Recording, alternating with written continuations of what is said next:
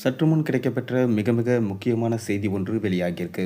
அதாவது திமுக 24 தொகுதிகளில் மட்டும்தான் வெற்றி அடைவாங்க எனவும், மீதம் இருக்கும் தொகுதிகளில் தோல்வியை தான் தழுவுவாங்க என்கின்ற அதிர்ச்சி தகவல்கள் வெளியாகியிருக்கு. கூடவே இன்னொரு முக்கியமான விஷயம் என்னன்னா, ஸ்டாலின் மற்றும் உதயநிதி ஸ்டாலின் அவங்க நிற்கக்கூடிய குளத்தூர் மற்றும் சேப்பாக்கம் தொகுதிகளிலே மாபெரும் தோல்வியை தழுவுவாங்க அப்படின்ற செய்தியும் இப்போது கிடைக்கப்பெற்றிருக்கு. 2011 சட்டமன்ற தேர்தலில் எப்படி திமுக தோல்வியை தழுவியதோ அதே போல தான் இப்போவும் தோல்வியை தழுவும் என்று சொல்லப்படுது. ஏன்னா டிவிகே மற்றும் சீமான் அவர்கள் கட்சியை கூட்டணியில் இணைச்சி மாபெரும் ஒரு கட்சியாக கொண்டு வரலாம் அப்படின்னு சொல்லிட்டு பிளான் பண்ணியிருக்காங்களாம். கூடவே அதிமுக கட்சியில் 2 கட்சிகளும் இணைய போகிறதா ஒரு தகவல்கள் கிடைச்சிருக்கு.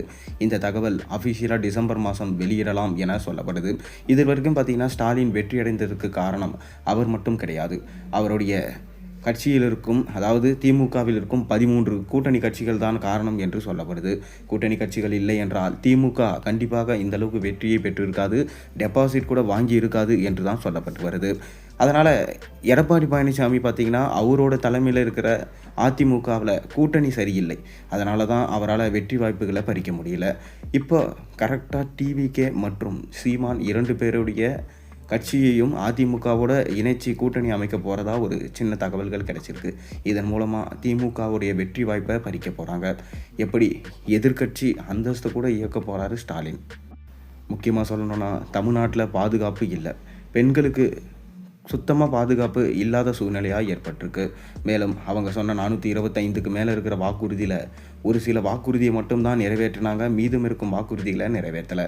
அதாவது 20% கூட அவங்க வாக்குறுதிகளை நிறைவேற்றலை.